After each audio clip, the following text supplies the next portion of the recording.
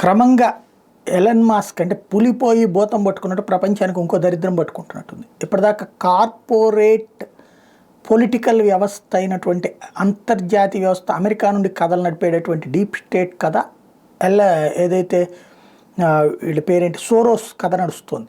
Soros వాళ్ళు ప్రపంచంలో కథలు నడిపే ప్రయత్నం, ఈవెన్ భారతదేశ రాజకీయాలను శాసించే ప్రయత్నం మోడీని కానియబోవనని చెప్పి 3 సార్లు నుంచి శపథం బట్టి చివరికి మోడీని ఎలాగైనా తెచ్చడానికి కుట్రలు పన్నుతూ కాంగ్రెస్ పార్టీకి నెత్తిని అంటకాగుతున్నటువంటి చూస్తున్నాం.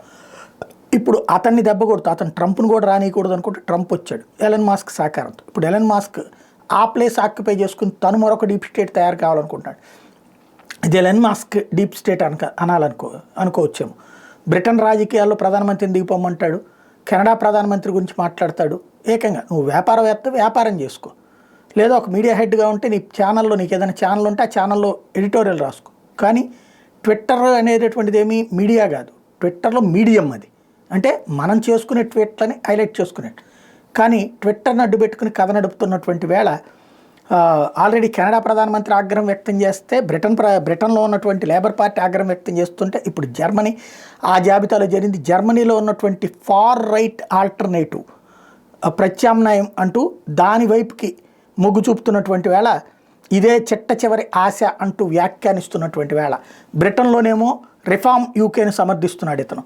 కాబట్టి ఇప్పుడు ఆయా దేశాల ప్రభుత్వాలు ఇప్పుడు ట్రంప్ మీద ఆగ్రహం బైడెన్ మీద ఆగ్రహం వ్యక్తం చేయాలా, ట్రంప్ మీద ఆగ్రహం వ్యక్తం చేయాలంటే అయ్యేం కాదని చెప్పేసి ఎలన్ మాస్క్ మీద ఆగ్రహం వ్యక్తం చేస్తున్నారు. రేపు మాపో ఇవి నిషేధాలు విధించిన ఆశ్చర్యపోనక్కర్లేదు, ఒక టిక్ టాక్ లాగా.